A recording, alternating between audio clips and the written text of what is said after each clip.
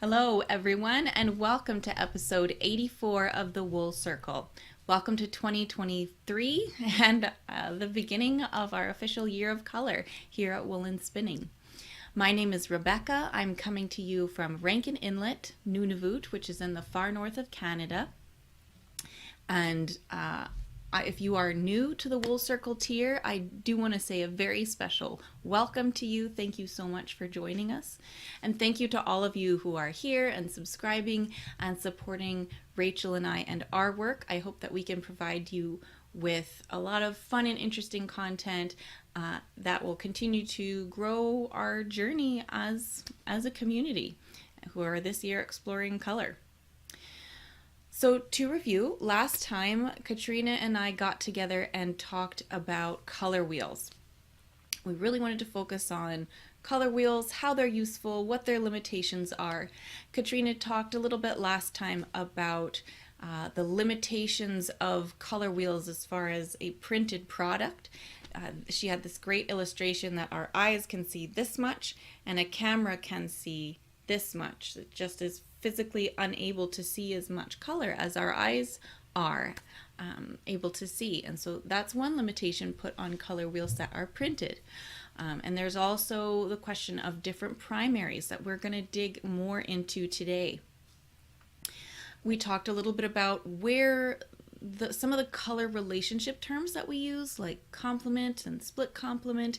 We talked about how those terms come from the design world and they were developed for a different creative practice than what we have. And so getting super bogged down in the details of those is not always helpful. I do realize that we haven't taken the time yet to define those terms. Terms like split complement, triad, all those words. We are going to come back to that.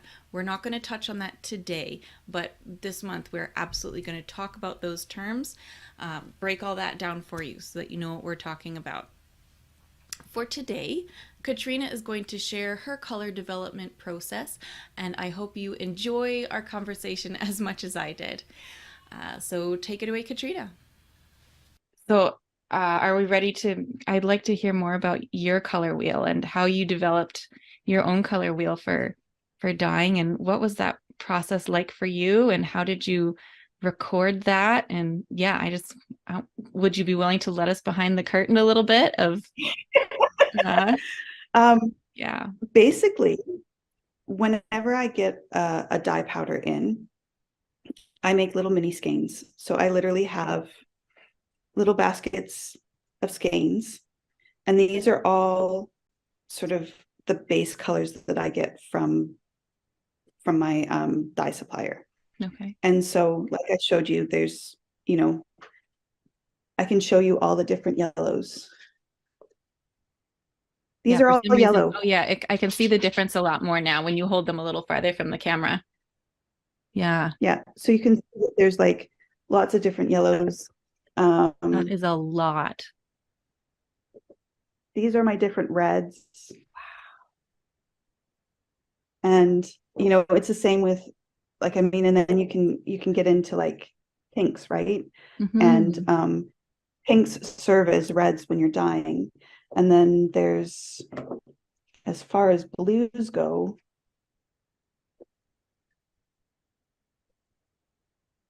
there's that Oh one wow, too, my basic blues. that's a lot of And so what I contrast. do is and that's the thing, right? So like if I were to take this blue and this yellow and this red, I'm going to get a different color than if I take these three primaries, Mm-hmm. right? Yep. And so what I do is I look at what the color is in its sort of base form that I get from the dye company. And I take those colors and I go, okay, if I mix this yellow and this blue, what kind of green am I going to get? And then Mm-hmm. I keep track of, these are all like mini skeins of purples and greens and oranges and just a variety of different colors that I make up by mixing and blending the different base colors that I have. Mm. And so having that baseline, and sometimes the color is affected by how deep the shade is. And so your depth of shade plays into it. And so it's a matter of, yeah, playing with color. And for me, I can look at these and go, okay, I know this yellow is going to give me a warmer sort of tone to the greens. It's going to give me a warmer sort of tone to the oranges than this sort of bright yellow. And so I can sort of look at them and go, okay, this is the end point that I want to get to. And so I know that I want to mix this yellow and this blue to give me sort of a warmer, richer green than if I were to mix this yellow with this blue, for instance. Mm-hmm. And so it's a matter of understanding the tools that you're working with and figuring out how to make them work for you. Mm-hmm. And so, yeah, giving yourself that visual baseline by dyeing samples of it gives you a place to start when you go to mix and blend colors further. That's really amazing. Just looking at the sheer number of primaries that you have, like the possibilities are just astronomical, just numerically, the number of possibilities. So did you Yeah. find yourself bringing a lot of that photography background and interior decorating background to like know where to start? Because if you didn't have any, like somebody like, even contemplating having that many possibilities to have to work out, it's like that's a huge amount of sampling. What was that like for you? Um, I guess for me, like color has always sort of been a part of my life in everything that I've done. Like I did my own color printing when I was a photographer. Um, I did interior design courses, and color was the part that was most interesting to me, and figuring out how to make a room feel warm and cozy and what colors to use for that, and how to make a cohesive design in a room, just based strictly on color. That's just always something that's been of interest to me. Mhm. And like when I did my own color printing, you really had to see how, like you basically with a color head on an enlarger, you have cyan, magenta, and yellow and black. Those are the four sort of knobs that you have to turn. And so if your print that you're making maybe is a little bit too green, it's controlling how much blue and how much yellow are in there that are mixing to sort of eliminate that green cast to somebody's skin, for instance, and how to get a balance to it. And so for me, I really sort of started to understand how colors can play off of each other. And like in dyeing, one of the things that I've learned just through trial and error is that if I want a slightly richer tone to like my green, I use my yellow and blue, but then I always add a little bit of red to it.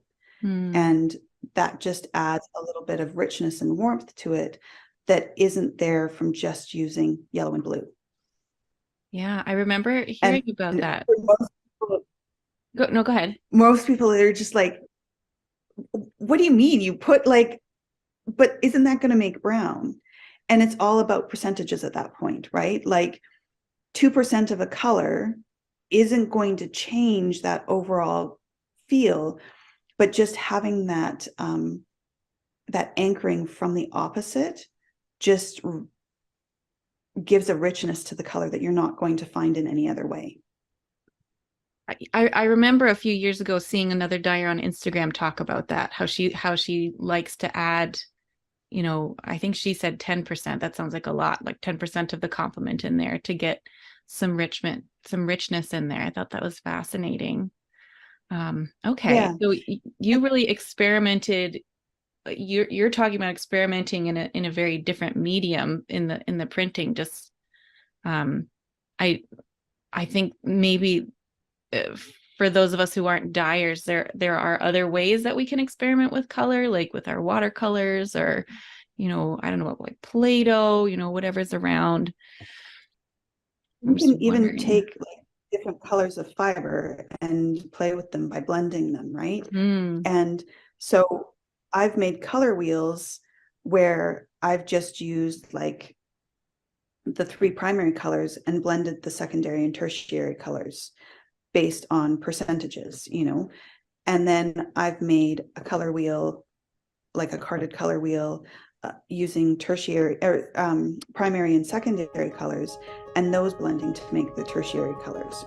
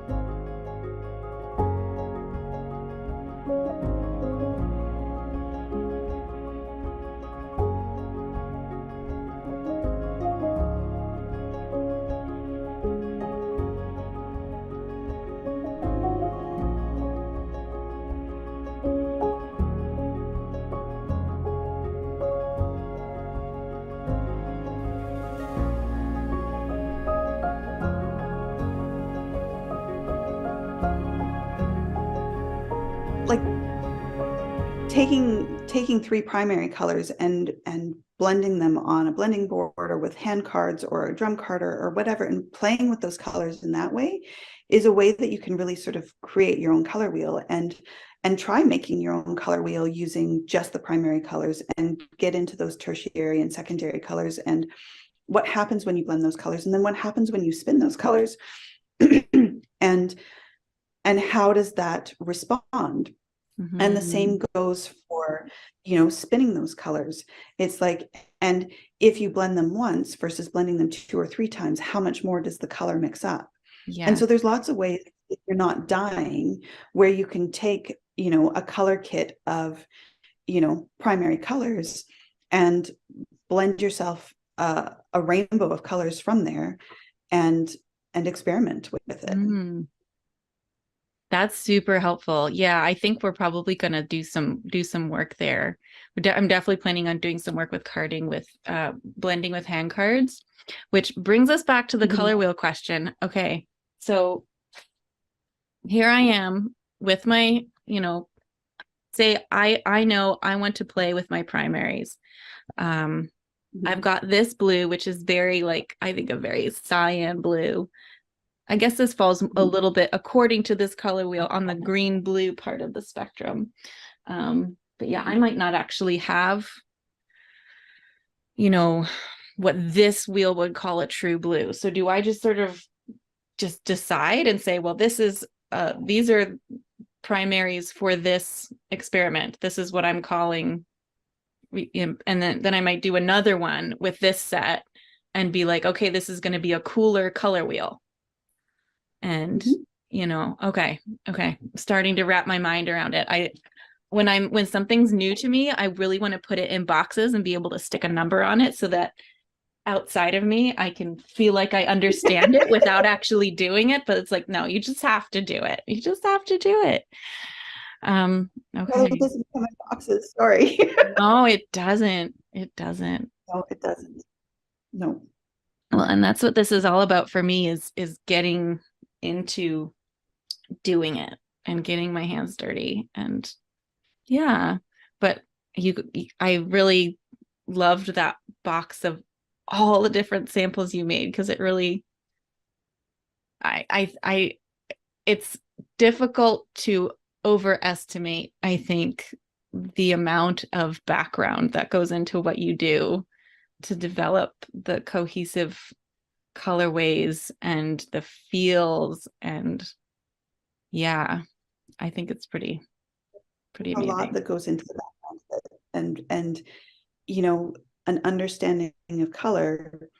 It's, I think, picking a point and starting there is the best way to dive into color. Mm-hmm. It doesn't have to be, you don't have to look at it and say, okay, this is the only way to do color, and you must follow this sort of rigid protocol. But that's not the way it is, right?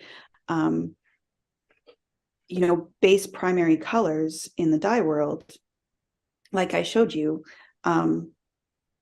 there are, I think, like I've got more yellows in here than what the dye company calls primaries. Look at just the ones that they call primaries. There's 4 yellows that they call primaries, and each one of them is slightly different in terms of its undertone, its how it will react, how it will mix with other colors. So, just from that standpoint, you can choose one of those and a red and a blue that are labeled as primaries and build a completely different color wheel than if you'd chosen 3 other primary colors. Yeah. And once you're talking about 4 of each primary and how many color wheels you could get from that, we're talking 4 times 4 times 4. I don't even know what that is off the top of my head, but it's a lot. Like what? It's a lot. 60 something color wheels are the potential you're talking about.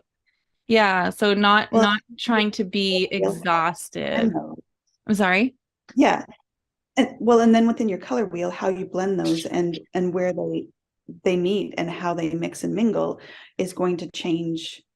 Like you could even take like this yellow and make a color wheel with the same blue from those 4 different things, and you're gonna, like, it's not just taking 4 different color wheels. You can mix and match those ones, and you can say, I'm going to make a color wheel with these 3 primaries, and then these 3 primaries, and then these 3 primaries, and then I'm going to make another one with these 3 primaries. Yeah. Yes, those possibilities start to become overwhelming, and I think just picking one and starting there is the easiest way to sort of get your feet wet. Like, you're never going to have the ability or the time to go through absolutely every single color combination that there is, because they are literally endless. Yeah. So picking one point and going, okay, I'm going to use this blue, this yellow, and this red, and I'm going to make myself a color wheel from that and see what you get. And then going, okay, if I change that yellow, what do I get? Keep the blue and the red the same, but maybe just change out the yellow and see how that affects your color. And then you can start to see that, oh, okay, changing one factor of it is going to shift your color wheel drastically just because of what those base colors were. Yeah, so that makes it much more of a journey and not like a paint box set, if you know what I'm saying. No, it's like there's no destination here. You're not going to ever come to an exhaustive conclusion that this is how color works, because color changes and shifts. And even taking, like, I mean, if you look at color temperature, so this gets really geeky and really technical. Go for it. I love it. So when you look at color temperature of like lights, so if you're looking at a color in your house under an incandescent bulb, so those old school, they always had like a slightly warmer tone to them. If you take that same color and look at it outside, it's going to look different under natural light than it will under an incandescent light, because of how our eyes interpret color. So our eyes take that color and it will warm it up under an incandescent bulb, because it's trying to neutralize that color, but it sort of just mashes that warmth into that color. And so what we see under an incandescent bulb is a little bit warmer, a little bit richer, but you take it outside and it's going to look different. That's why when we have a show, we have daylight balance bulbs in our booth, or sort of a cooler color in our booth, so that people can see what the actual true color is versus a warmed up color. That is, yeah. And I bet most people who come into your booth wouldn't even know that. They would just go home and be more pleased with their color because they didn't buy one thing and think they got another. They would never know that you'd gone to those lengths to make sure that they were buying what they wanted. Wow. Yeah. Yeah. So it's understanding how things like light can affect how we see color too. Hmm. Hmm. And that's a really interesting experience. Like take your color and look at it under an incandescent bulb and a fluorescent bulb. So fluorescent is a very green cast to it. And part of the reason that fluorescents are used in commercial spaces is because it's really uncomfortable to stay in them for a really long time. Mm. And so a lot of stores that don't want you lingering, it's why restaurants that are designed to have you take your time and eat a meal have sort of more pleasing, warmer, calmer lights, whereas something like a McDonald's has bright fluorescence. The fluorescent light is really uncomfortable to be under for a long period of time. And so it makes you want to leave. Hmm. And so understanding how color affects our brain is also really important. So like take your colors that you're looking at inside your house and then take them outside and look at them in what I call open shade. So you don't if you look at a color in like deep shade, it's going to have a cooler tone to it than if you've got sunlight directly, not directly on it, but sort of bouncing back into it. Does that make sense? Yeah. Yeah. Because it's just, yeah, it's bounced around more times. And yeah. So like, would Yeah. that be similar to like a cloudy day kind of thing? Natural light in daylight on a cloudy day. It's just more diffuse. Yeah. Yeah. Okay. That's the kind of light that you want to sort of base your color on. Okay. Yeah. I've got so much swimming around in my head now. I'm, yeah, I haven't run out of questions. It's just which one to ask next. Um, yeah. So, okay. So if you're starting on your, I think what I'm really liking about what's helpful is when you look at something like a color wheel or like a paint box, it's deceptive because you feel like, okay, this will allow, I can understand color now. Like I have the whole Mhm. map, but the whole map is like in 5 dimensions or something. Mhm. And, Yeah. it would be impossible to perceive the whole thing at once. And so what you're talking about is having, like you say, a starting place to say, this is a color wheel that I can make with these tools, and then making small adjustments to figure out what you like and making sure you evaluate it well under uh, an accurate kind of light so that you don't get misleading results. Um, and going from there, that it's a journey instead of, you know, a It's not a box. place where you come to a final Mm. destination. Yeah. Color is really one of those things that, like, I mean, I still continue to learn about it and grow with it. And, and I've been doing this for, like, I've been playing with color really for the better part of 25 years. Hmm. And I still don't feel like I know everything. And so I think it's really important that when you're looking at color, you understand that there is no final endpoint that makes you a master of color. Hmm. It's an ever evolving sort of journey of discovery. And so instead of viewing it as I take these steps and this will get me to the end point, it's I will take these steps and I will understand a little bit more. And Hmm. then I will take these steps and I will understand it from a different perspective. And then I will take these steps and understand it from a different perspective. It's a continuous journey. It's not an endpoint. Hmm. I get it. I get it. That's one thing I will take it will take drumping into my head, but that's I'm receiving it. I'm receiving it. So what's something you've learned lately on your journey? Put you on the spot Ah, now. put me on the spot.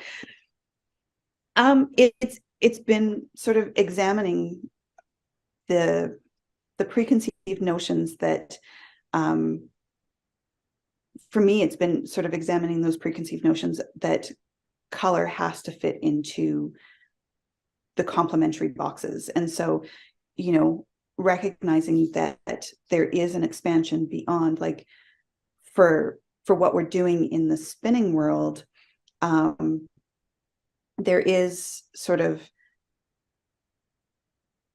like I said earlier, you've sort of got your analogous and your complementary, and I don't have to fit it into those other boxes that I knew about from the design world, and recognizing that how we play with color and how we branch out with color, can lead to sort of different discoveries, and really sort of allowing myself to not, like, I've always played with color, but not, it's the recognizing that this isn't, it isn't an expert zone. Like, this is learning about color and playing with color is a constant growth, I think, is the thing that I've sort of really come to recognize in the last little while, is that this isn't an endpoint journey. This is a growth journey. Mm-hmm. And you're kind of shaking loose some of those boxes as you experiment, it sounds like, which is way cool. Yeah. Mm-hmm. All right. Well, I want to be respectful of your time. I know you have to do a school pickup. Yeah. Is there anything you want to leave our people with? Have fun. Yeah. Like, that's really what color is about. It's about having fun. Mm-hmm. So, enjoy the journey of it. Have fun and play. Okay. Like, that's what makes fun discoveries, is on the side of play rather than the side of, I must do this way. Mm-hmm. Cool. Well, I'm super excited. That's really helpful I feel like I feel illuminated. So I'm glad I was. Yes. Thank you so much for spending the time. And yeah, I really appreciate your expertise. I love your work, as you know. So yeah, it's always great. Always happy to share. Yeah. Over the course of this conversation with Katrina, I felt like I had a total paradigm shift. You could probably see the smoke coming out of my ears as the gears were churning, as I was trying to wrap my mind around what she was saying. I was honestly thinking of a color wheel as being showing a comprehensive picture of color, because color is objectively, made of different wavelengths of light, right? So there should be a blue that we can say, okay, this is blue, thus and it shall be for all time. But no, that's just not how it works in dye space. That's not how dyes work. That's not how color wheels work. Color wheels are like a map, and any map can be deceptive. There's a great episode of This American Life, which is a podcast I really like, that talks about how maps always leave out information. And so when you're looking at a map, you need to be discerning. They're inherently deceptive because a map gives you this bird's eye view and makes you feel like, okay, I can see everything now. But it's never that. It's always limited. It always leaves things out. So a color wheel is like that because it shows you one view. It shows you sort of a cross section, if you will, of a multi-dimensional map, not just a three-dimensional map. You could see how this would be a three-dimensional map in terms of, okay, there's color this way and there's value this way. Okay, maybe it's a three-dimensional map, but no. It's more like a six-dimensional map, and there isn't a map that will let you comprehend it. It's a place you can't entirely wrap your mind around. It's more like a place that you can explore. So I'm not thinking anymore about being comprehensive in trying to understand color. I'm thinking more in terms of, okay, where is my entry point going to be? So I want you to think about what is my entry point going to be? I want you to go into Slack on hashtag the Wool Circle on the Wool Circle channel, or go into the Year of Color thread on Ravelry and write a post about what is your starting point going to be. Do you have a particular color that you want to start interrogating? Do you have a particular fiber in your stash that you want to experiment with manipulating? Are you more interested? Is there a natural color that you want to try and shift one way or the other to see what it does? I will give you a little spoiler about that it will hopefully help you. When we start working with hand cards next month, we'll start by looking at value and saturation. So you could pick a color in your stash or elsewhere that you want to try manipulating up and down the value and saturation scale. So think about where you want to start. That's where I'm going to start, and you can come alongside that with your own color, or if you are at a different place, share where your entry point is as you explore color.